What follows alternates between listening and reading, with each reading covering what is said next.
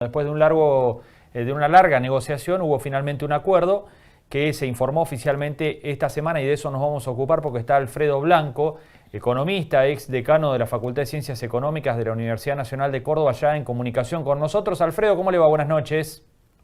¿Qué tal? Buenas noches, Gonzalo. Buenas noches, Marco. ¿Cómo anda? Buenas ¿Bien? noches. Bien, bien. Bueno, a priori cuéntenos qué le pareció el acuerdo. Finalmente, algunos se quejaban porque era muy lerdo, estaba costando mucho, insumía mucho tiempo, parecía que estaba muy cerca, pero no se arreglaba. Finalmente llegó. ¿Es una buena noticia esta? Yo creo que es una buena noticia. En alguna oportunidad estuvimos hablando sobre el tema y yo decía que era una condición indispensable tratar de disminuir la incertidumbre que tanto daño causa en la actividad económica, y un componente singular de eso era, sin lugar a dudas, tener el frente externo abierto con esta situación sin resolver. Yo digo, probablemente se puede decir, ¿por qué si vamos a terminar pagando casi $55 de valor presente, es decir, que de cada $100 vamos a pagar el equivalente a hoy de 55, que estaba cerca de lo que pedían los bonistas allá por abril, cuando el gobierno solo ofrecía 39? Bueno, ¿por qué no se hizo antes? Bueno, yo creo que se pueden hacer muchas consideraciones y juicios sobre la estrategia, pero bueno, el hecho concreto es que se logró este acuerdo, y sobre la base de este acuerdo es que hay que pensar los pasos siguientes de la política económica. En realidad, ¿por qué digo que es una buena noticia? Es una buena noticia porque quita incertidumbre, porque todavía pienso va a haber un proceso de mayor tranquilidad cambiaria.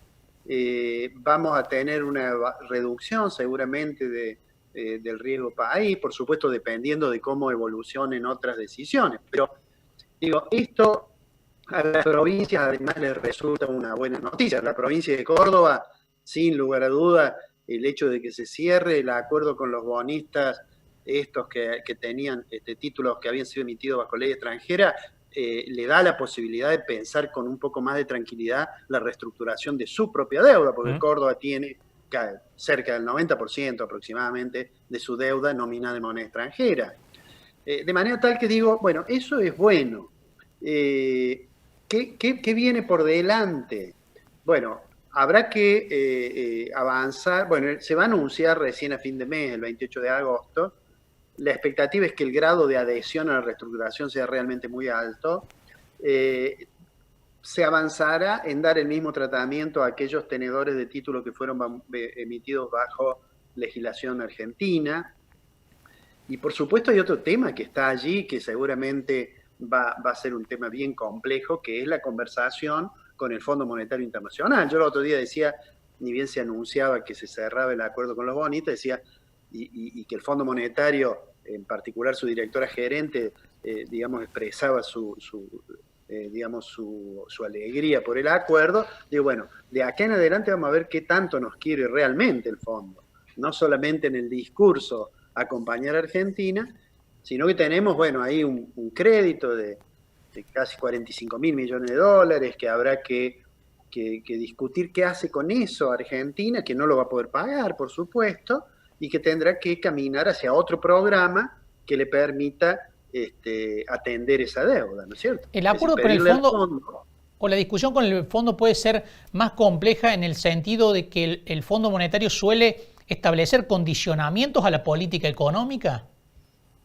Sin lugar a dudas, digamos, aún sin discutir con el fondo, el cumplimiento de este acuerdo, si uno mira cómo es el perfil de vencimientos que queda, bueno, exige que la próxima etapa tenga que ser una etapa de mucha prudencia fiscal, con mucha consistencia monetaria, con un esfuerzo por aumentar el nivel de reservas internacionales, por mayores exportaciones. Bueno, buena parte de estas cuestiones estoy citando así y seguramente omito muchas, sin lugar a duda van a formar parte de esa conversación con el fondo. Es decir, cuando se disparó digamos, el confinamiento como consecuencia de la pandemia, la idea digamos, del gobierno era, vamos a cerrar el acuerdo en marzo y vamos a caminar hacia el equilibrio fiscal.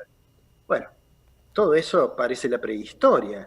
Nosotros vamos a cerrar este año con un déficit fiscal que probablemente sea 8 o 9 puntos del producto, y con una caída del producto que se estará en torno, no sé, supongo que va a ser de 2 dígitos, pero del 10%, supongamos. Pero entonces la conversación con el fondo va a ser una conversación compleja, digamos. Claro. Terminada esa cuestión, viene la otra discusión, que es, bueno, el programa económico, que seguramente va a formar parte de esa conversación con el fondo, va a tener que tener presente los desequilibrios que tenía Argentina antes de estos últimos incidentes y que se han profundizado, porque tenemos más déficit fiscal, porque tenemos una tasa de inflación altísima, de manera tal que allí va a haber, porque vamos a tener más pobreza, mayor desigualdad, porque tenemos, digamos, una economía que ya venía en recesión y que se ha derrumbado por el confinamiento. O sea que yo suelo decir, alguna vez lo hemos conversado con ustedes, digo, a mí no me gusta anunciar apocalipsis, no me gusta decir el lunes vamos al infierno. Entonces ahora tampoco me gustaría anunciar paraísos, decir, bueno, arreglamos con los bonistas, ya está, estamos en el paraíso. Claro. Me parece que lo que nos espera más vale es el purgatorio. Y ese es un camino que va a ser difícil. Alfredo, por todo lo que relata, bueno, algo de disciplina fiscal, arreglar un poco lo que es la cuestión monetaria y una base monetaria que ha crecido de manera muy significativa, lógicamente dado el contexto que tenemos, ¿no? Pero ordenar todo eso va a requerir un esfuerzo enorme todavía, ¿no? Requiere un esfuerzo enorme, por eso yo digo purgatorio, pero además requiere, fuera de lo que es lo estrictamente técnico-económico, requiere un escenario político en general que acompañe ese proceso, ¿no es cierto? Es decir, no nos olvidemos que si hoy nosotros miramos, por ejemplo, la evolución del salario real, vamos a ver que objetivamente ha caído el salario real y que inclusive los propios asalariados, digamos, prefieren perder un poco de salario para preservar un poco el empleo. Pero va a haber un momento en que va a haber intentos de recuperación de eso, es decir, vamos a tener pujas distributivas. El Estado, para cerrar el déficit fiscal, va a tener siempre a la mano la tentación de tratar de aumentar la presión fiscal, y el sector privado se siente agobiado por el nivel de presión fiscal que tiene. O sea, hay una serie de dificultades que, como decís, van a ser difíciles de administrar, que va a haber que ir mirándolas día por día. El tema monetario es un tema, digamos, no hace falta adherir a las ideas de los cuantitativistas de Chicago para decir que si uno tiene una expansión monetaria de la magnitud de la que tiene Argentina, como consecuencia de que ha tenido que financiar el déficit, porque no tenía otra forma de atender, y el déficit había sido consecuencia de que había que atender los problemas de familias y de empresas. Pero digo, cuando yo tengo eso, y tengo además, por ejemplo, para esterilizar eso, ya he usado un instrumento como las LELIQ, y a pesar de eso tengo la expansión monetaria que tengo, con un volumen de LELIQ que es más que una base monetaria. Entonces, el panorama monetario es muy complejo. O sea, probablemente ustedes recuerden que en la campaña electoral el presidente Fernández decía, no, yo con la tasa con los intereses que estamos pagando de la ELIC, le voy a aumentar a los jubilados el 20%. ¿No? Yeah. No importa si no le aumentó el 20% y si hoy hay más LELIC que antes. El hecho concreto es que ese tema está pendiente en la agenda, el tema de la situación de los jubilados, el tema del salario, el tema del sector privado, de las pequeñas empresas.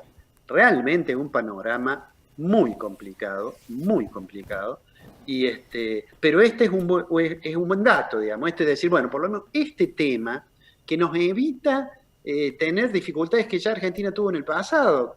Todos lo conocimos al juez Griesa porque los tenedores de título que se habían quedado fuera de la reestructuración, los holdouts, que los habían comprado a precios de bono basura, le hicieron un juicio y se lo ganaron a la Argentina. Bueno, esto me parece que despeja, incluso me parece que la actitud de los bonistas durante este periodo, Argentina cayó en default formalmente el 22 de mayo, y sin embargo no hubo incidentes judiciales, ¿no es cierto?, que podrían haber disparado una situación muy complicada. Entonces, esa actitud de los bonistas es una actitud del gobierno que más allá de los discursos, yo digo, hay que dejar un poquito de lado los discursos cuando uno va a pensar en términos de las decisiones que se toman, ¿no?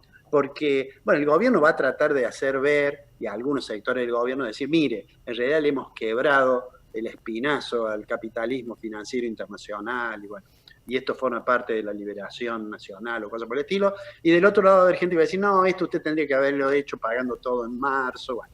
Digo, dejemos de lado los discursos, el hecho objetivo, tenemos un acuerdo.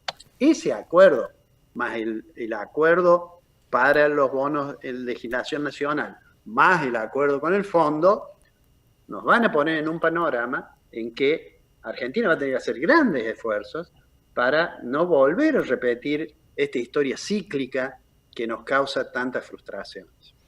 Alfredo Blanco, muchísimas gracias, como siempre, por este contacto con Entre Líneas. No, muchas gracias a ustedes. Que tengan muy buenas noches. Igualmente. Gracias. Bueno, muy Alfredo, claro, ¿no? Sí, muy claro, planteando que se despeja uno de los inconvenientes que tiene el país, pero todavía quedan problemas ingentes por resolver, ¿no?